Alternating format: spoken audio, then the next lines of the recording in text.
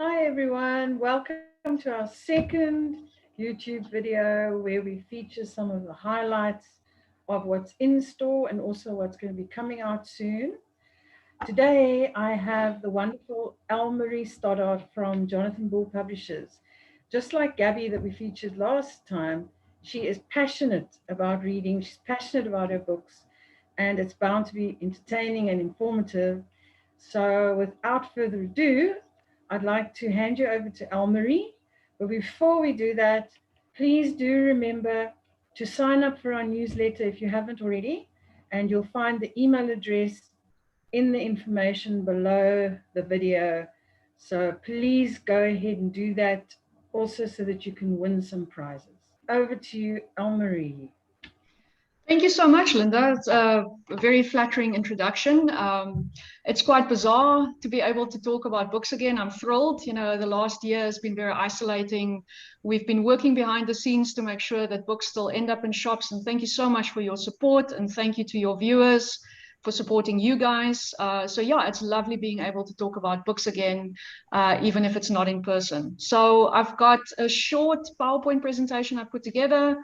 Just a few titles I wanted to flag up today. These books are already in store at Exclusive Books in Constantia, so please do go and support them if there's something that you find interesting. Right, so we're starting with the first fiction title, and it's an extraordinary debut novel by an author called Robert Jones.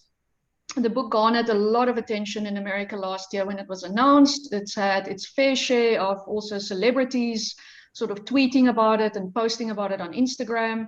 And I have to say, it is an extraordinary debut novel. It is not an easy book to read at times. And it's because it's set on this cotton plantation in the deep south of America called Halifax, or the slaves refer to it simply as empty because there is no better word to describe it as empty. Now, this is not the kind of place that you would voluntarily want to end up. And the people who end up there are people who've been wrestled from their homelands, more often than not taken literally from the arms of their respective mothers. So the story centers around two young men by the name of Samuel and Isaiah. They're two young gay men who happen to fall in love on this plantation. So now, as you can imagine, finding love in a place that grinds you down the way a cotton plantation would is almost unthinkable. And on top of it, it's a forbidden love as well. So the book looks very much at slavery, the pain and the misery, obviously, it causes, the unimaginable hardship. And it asks the questions, what kind of perseverance and fortitude it requires to simply survive from day to day. It's a terrible time in history, obviously, that's beautifully depicted because the prose is so lyrical. And despite the bleakness of the landscape and the story in parts, it's actually a book that's full of hope and beauty and looks at the true bonds of love. It's a book that definitely will stay with you long after you finish reading it, and I can definitely highly recommend it. Then onto somebody who hopefully needs no introduction, Jane Harper, whose books sort of set always amongst the harshest of landscapes in the Australian outbacks, have really captivated millions of readers around the world. And I remember reading her previous book, The Lost Man, and I just constantly found myself parched or thirsty. It's a real testament to how vividly she captured the heat and the desolation of the landscape of the Queensland outback. So in this book, she tackles themes of toxic masculinity, as well as the repercussions of repressed trauma. And the book focuses on a man by the name of Kieran Elliott, who returns to his hometown with his partner and their 3-month-old baby daughter to help his parents pack up their family home. His father, unfortunately, has early onset dementia. And as you can imagine, this leaves his mother incredibly stressed out and depressed. So a very trying, intense time for the entire family. And the small town that they live in has been obviously their family home for decades. So having to pack up everything and move to a city is in itself daunting. But this town is also where his brother died 12 years earlier in a terrible accident. And it's an accident that he had a part to play. So the morning after Kieran and his family arrives back home, the body of a young woman is found on a beach nearby, and she drowned, but there's definitely foul play involved. And he finds himself drawn into the investigation. And the more he becomes involved, the more he realizes that the events that unfolded during his brother's accident is not quite what they were led to believe. So yeah, if you're a fan of Jane Harper, I don't think you'll be left disappointed. It's a really great thriller to enjoy. And then, And I think, yes, I think if people haven't read her yet, you must read her and come and get The Dry, which is the first one. It's honestly one of the best thrillers ever. So no, absolutely. She's a fantastic writer. The nice thing about her books is they're all standalone, so you don't have to read them in a specific order. But I do think start with The Dry because it just so beautifully sets the scene for where her books are set and getting you into her style of writing. But she is fantastic, and this is her fourth book, and she just doesn't disappoint, which is it's a relief because sometimes authors don't necessarily get better as they progress. So from the heat of Australia to the snowy and chilly French Alps, and given that our international travel options are a little bit limited at the moment, we may as well travel vicariously through the books that we read. So having a reunion with some of your snowboarder friends at a mountain resort sounds like a pretty nice idea until you discover that you are left stranded at this resort due to a snowstorm and there's not a single staff member on site. And then on top of it, you discover that nobody in this group of friends, part of this reunion, actually extended the invitation. So where did the invitation come from, and why was this group of people brought together? So it takes a very sinister turn very quickly. And the nice thing about this book is it's a nice short chapters, so you really are racing along. Not so much trying to find out who's behind the invitation, but more the motive for this invite to this reunion. So incredibly entertaining. And even though it has snowboarding as a theme, you don't really have to care or be interested in snowboarding. It's really sort of just a sub part of the plot. But the author, Ali Reynolds herself, used to be a professional competitive snowboarder. So she certainly has set the scene very, very well. wow. Then another sort of Australian, even though she is not Australian, she now lives in Australia, so we call her one of our Aussie authors, Joanna Nell. She was actually interviewed by Pippa Hudson on Cape Talk a few weeks ago, so I'm not sure if anybody heard the interview, but you should be able to find it on the website. Joanna's books are, wonderfully warm, witty books, and she continues paying tribute to people who refuse to sort of give in to what society's expectations are with regards to aging. So people who constantly love breaking the rules. And this third book of hers is no different to the previous titles. It's an incredibly funny story about this very feisty, independent lady by the name of Hattie, who breaks her hip after she tries to save a tree for some resident owls. And she ends up in this nursing home, reluctantly, where she needs to be taken care of. And then there's also this man by the name of Walter, who's a wannabe comedian. He's absolutely golf mad. Yet he's also there desperate to make his escape as soon as he can get hold of his mobility scooter again. So you've got these two very reluctant people finding themselves. And the first time they meet, they absolutely hate one another. They just don't see eye to eye. But soon they realize that it would be in their best interests if they actually join forces to get them out of this nursing home. And so what ends up happening is this beautiful friendship, an unlikely friendship that develops between the two of them. It is wildly entertaining. It is so funny. I kept picturing, for some reason, Julie Walters and Brian Cox as I was reading it. So many books these days get adapted into a television series or made for TV movie.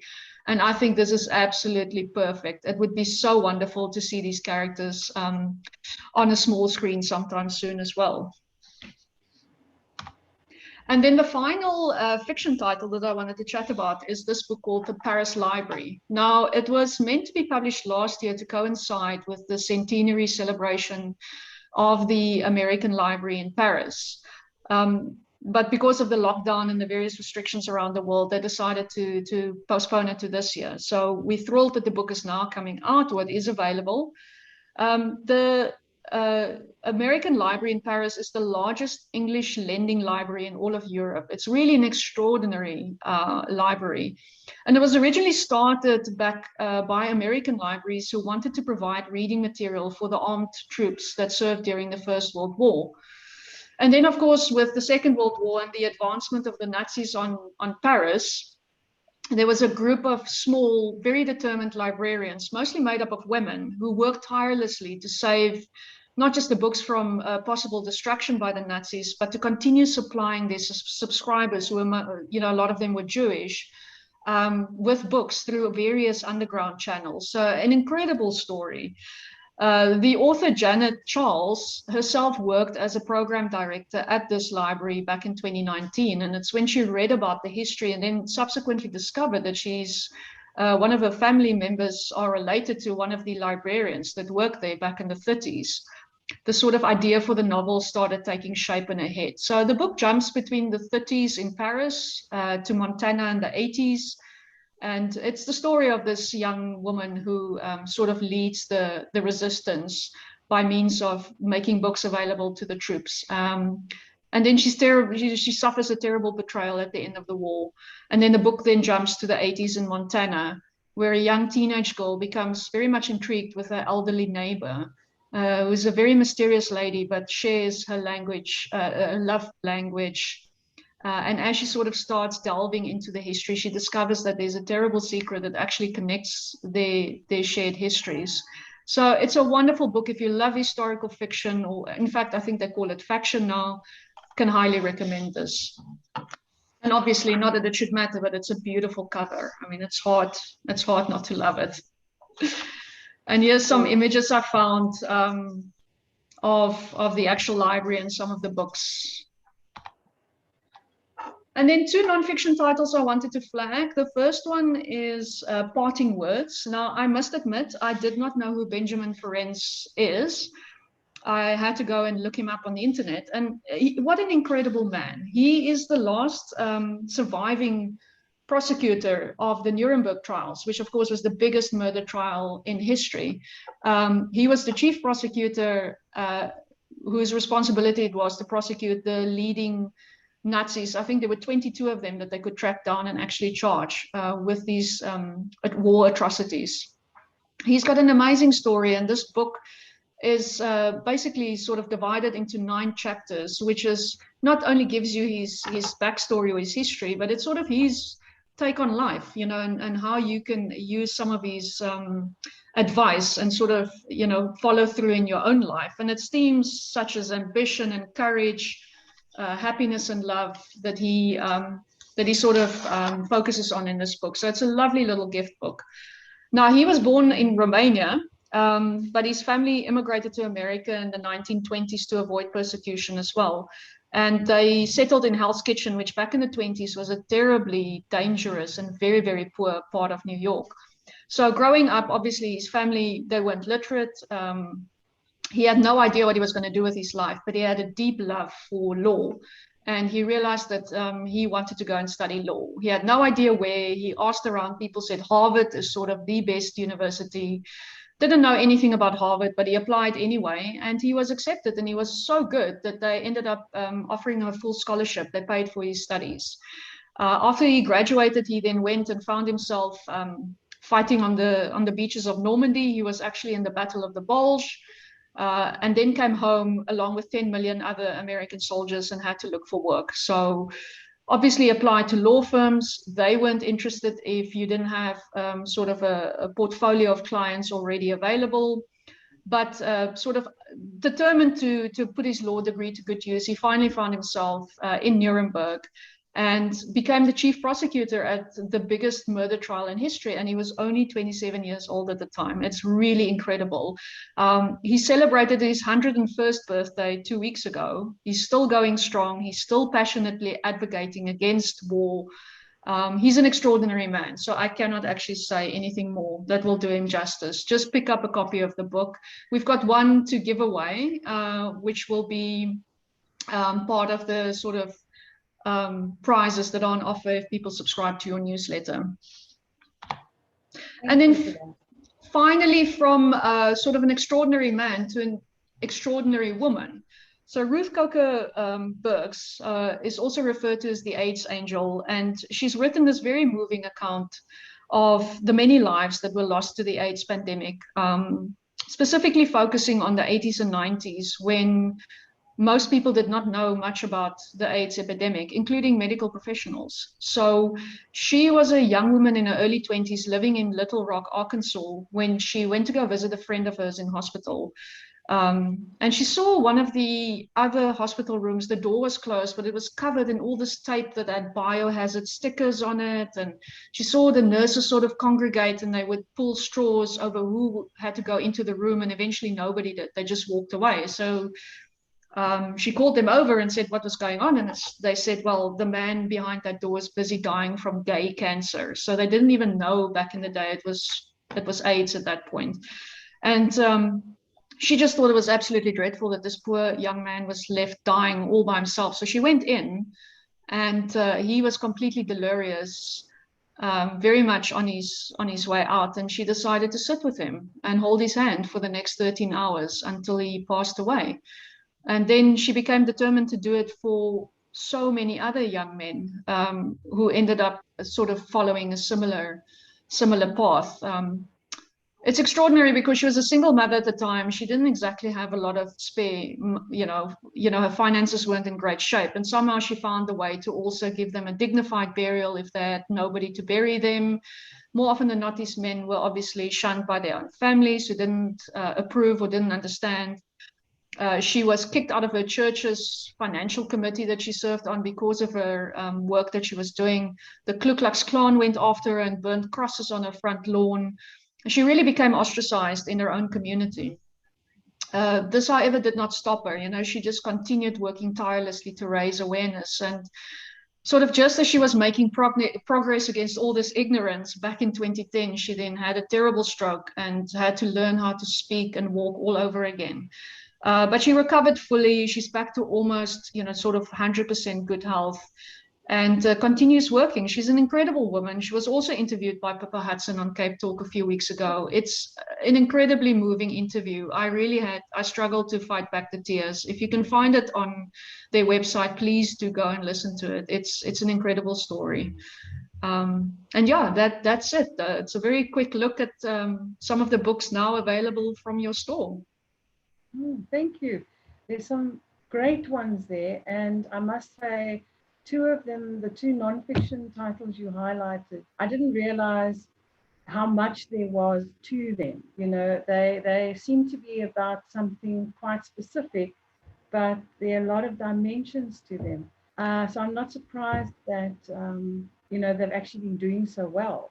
So thanks for telling us. And then what are the other books that you have that Yes, you are also sorry. giving us? I forgot about it. So we also have a copy of The Prophets that's available or up for grabs. There's a copy of the Jane Harper Survivors and a copy of Shiver as well. So there's 4 books available. So please do go and subscribe to the newsletter if you would like to win one of these copies. And then, of course, also please do support Linda and a wonderful staff and go buy maybe some books for some of your friends or for yourself.